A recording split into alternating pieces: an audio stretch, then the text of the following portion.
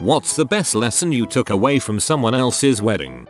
I always thought I'd like a big wedding with elaborate parties. Then my sister got engaged. She spent $40K on her wedding. She had an engagement party, bridal shower, and bachelorette party. It was amazing, and everything looked perfect. It was also a huge, stressful pain in the butt. I decided I didn't want to do any of that. My boyfriend is really thankful that none of that is important to me anymore.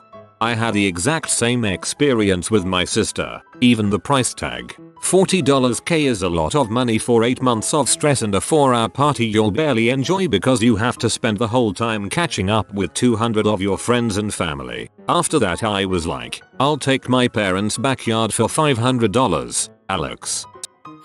If your wife takes your drink out of your hands when you come back from the bar, do not go back to the bar and get another, or another, or another. Keep the ceremony short and sweet. Make sure the reception has an open bar. Don't insist on a reception miles away from the ceremony. Doing them all in one spot is definitely best. Even better if it's a hotel or resort so people don't have to travel anywhere after the festivities. This one is seriously the best advice, especially the hotel suggestion.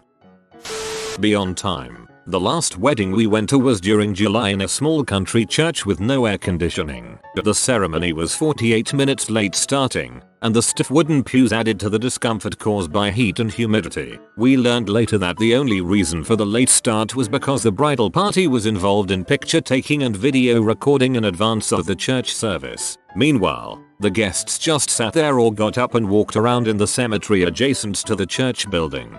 I was in a friend's wedding and she wasn't even freaking dressed when the ceremony was supposed to start. We were still at the hotel, getting ready. She threw a fit, hated her hair, made the hairstylist go out and buy extra hair extensions for her, then hated her makeup and it had to be redone. We were nearly 2 hours late. I was freaking mortified.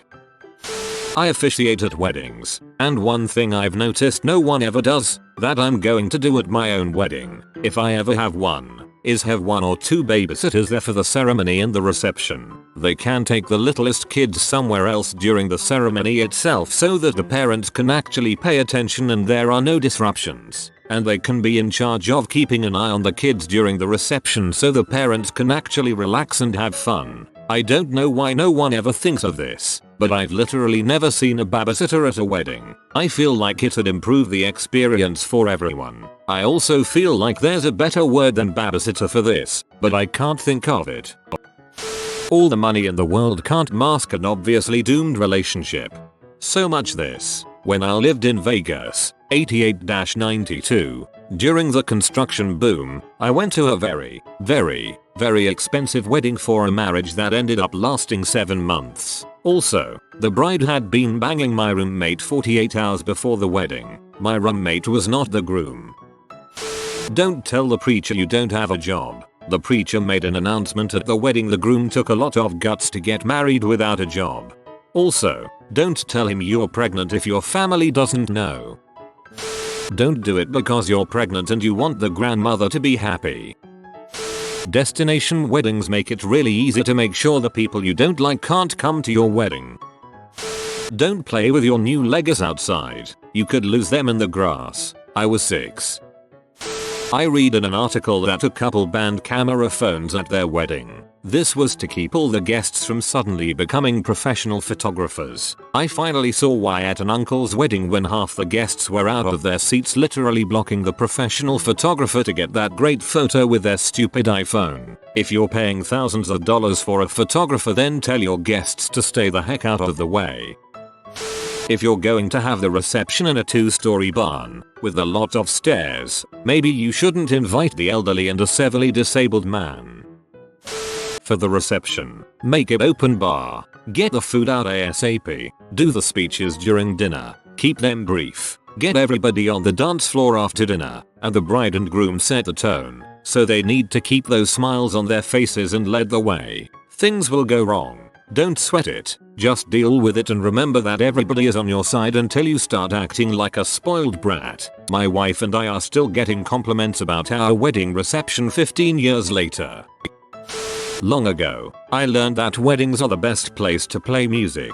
They pay better than most gigs. Though you are relegated largely to cover songs, you have a captive audience who are nearly obligated to enjoy themselves, and there is 95% chance that some or all of the wedding party and their families will get drunk. This results in the schedule getting thrown off unequivocally. So as a musician, you get free food, free drinks of course, we are used to those, but still a positive. And then you only have to play for an hour, because the best man threw up during his speech, and no one could find the father of the groom, and the venue has a hard stop of 10:30. It's good work, if you can get it.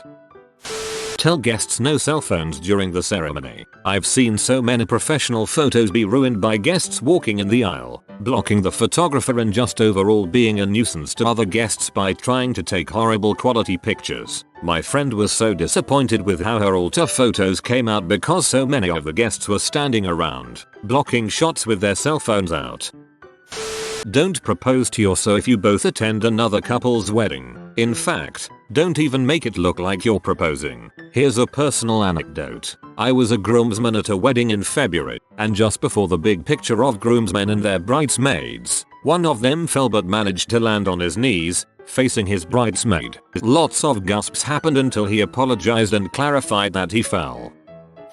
When you are walking back down the aisle after the ceremony, turn around and look at your guests. You will see most of the people you love clapping, smiling, and crying with joy for you. If you are having an outdoor wedding, be sure the guests aren't facing into the sunset. All it will do is black out the couple and roast your guests' retinas. Having a swimming pool just off the dance floor is a stellar idea. Never let someone debut their 12-minute experimental spoken word poetry and handheld xylophone performance in the middle of your ceremony. I went to a friend's wedding where his half-sister stripped down to her bikini and did an interpretive dance with a hula hoop, with LEDs and sparklers, like something you'd see at Burning Man. Frick, that was awkward. Don't spike the, already alcoholic, punch in the hopes of getting everyone really drunk so they have more fun. There might be a few good stories as a result, but for the most part you're just going to get a bunch of people wobbling around, falling asleep, throwing up, and or leaving early. I really don't know what he was thinking. A common characteristic of drunks is that they can't comprehend people having fun while not drunk. Get a freaking photographer who knows weddings and will ask who you want pictures of, or make sure you tell them who you want pictures of. My brother got married last year and there's not one picture of my sister or I with him. Not one. They are already divorced, but still.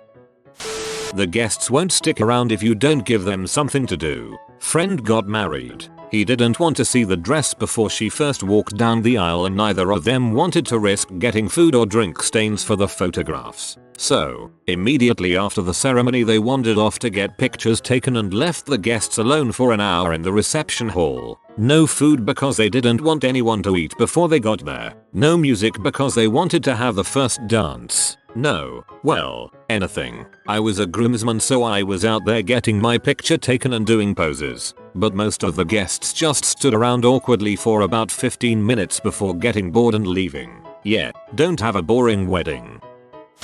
Do not hold your bridal flowers during the entire ceremony. Hand them off to your maid of honor when getting to the altar. My aunt held hers throughout the entire excruciatingly long Catholic ceremony, and since they were cheap flowers they dripped ugly, dirty brown water all over the front of her dress. It's okay not to waste a lot of money on a huge white dress and a giant ceremony at a church if that's not what you want. A small wedding at the town hall can be just as lovely.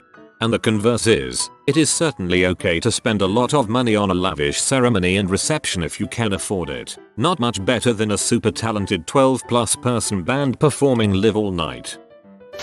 Have the wedding you want, the way you want it, because you want it. It's your day. Order more food than you think you'll need. Your guests will hate you if they go hungry. If your wedding is going to be dry, please tell your guests in advance. No one appreciates a drunken bride, or a drunken groom for that matter. Have the wedding you want, the way you want it, because you want it. It's your day. Specifically, it's the bride's and the groom's day. The wedding planner did the whole "it's the bride's day" thing, and it went to my sister's head in ways none of us could imagine. How to feel better about my appearance and how I am perceived. I have photographed so many different brides, and I can honestly say they are all stunning because they are happy. because of how they feel, not because of their makeup or dress or any of that stuff. I photographed some friends' 25th anniversary vow renewal. Afterward, the groom's mother said of my portrait of her, "You made me beautiful." No, not at all. I'm flattered, but I got good light and posed her well. She was beautiful because she was radiantly happy for the couple. Focus on 3 things for your wedding that are most important and save on the rest. It will go by so fast and you won't remember any of the details anyway. On the day of the wedding, just enjoy it. Don't worry about your guests. Don't worry about your dress or suit. Don't worry about the weather. Don't worry about anything. Because by then, it's too late. At the end of the day, you will be surrounded by people you love and people who love you, and all of you are there to celebrate you guys. Enjoy your day. Get drunk if you want, but not too drunk. Never be the drunkest person in the room. Some person on Reddit. Don't spend $500,000 on it. They divorced less than a year later. Great reception though. Do not dance too low. Split my pants on the seam. Was funny, but annoying. Make the ceremony short and sweet. My brother-in-law's ceremony lasted an hour. It was miserable. Oh, and their officiant also happened to be their premarital counselor and made mention of pending marital sexy times. Ugh. I attended a wedding. Bride was just out of high school. Groom was a bit older, where her father officiated the service. He talked way too long about how the couple was free from guilt because they were virgins. It's bad enough to have your lack of sex life discussed in front of 100 people, but it had to be a million times worse to have your dad be the one doing it. Practical advice. Make sure you call your credit card company ahead of time if you're going to use it to settle up the bill for the reception. So many brides have been in tears, grooms getting aggressive because they didn't know their card would consider such a big charge suspicious and not allow it to go through. Usually by the time you're supposed to be heading off to your hotel room, the card company's offices are closed and you're stuck. The staff's stuck. And family that was there earlier that may have been able to bail you out already left for the night. Not all cards will give you this problem, but it's easy enough to call ahead and make certain it doesn't. Don't invite exes to your wedding. I went to my ex's wedding, got together with her sister-in-law, and the ex is now my sister-in-law. So yeah, you might be right. Don't wear the most vividly colored, recognizable shirt of the party and do keep wearing your uncomfortable shoes throughout the reception. The bartender will easily remember how many times the short guy in the orange shirt wearing no shoes has been to the bar and will stop serving you drinks after round 5. If you are going to have a wedding outside, make sure there is anti-mosquito nets or sprat around. My legs looked like a bag of marbles when it ended. Never open gifts eye front on guests. Use a global optimizing algorithm to make a seating arrangement that put people together with common interests but separates friends. Couples can remain. This idea sounds bonkers, but it was probably one of the best times I had at a wedding. Rather than cling to my buddies, I met a bunch of new and really interesting people. The seating method itself was enough for us to get discussions started. At the end of the night, all of the friends compared notes and we had an amazing time. I am not sure how many parameters went into the model, but they included political leanings and hobbies. If you freeze butterflies and package them nicely for people to release after the vows and kiss, understand that most of them are dead. From my siblings' weddings, I learned to elope. Only way to avoid my mom going completely nuts and making the day unbearable. Check how much drinks will cost at the venue. At the last wedding I went to, a half pint of cheap lager cost £5, almost double the amount it costs for a full pint in any pub where I live. That you look like a frickin' idiot when you spend 65 grand on a wedding and soon after get divorced.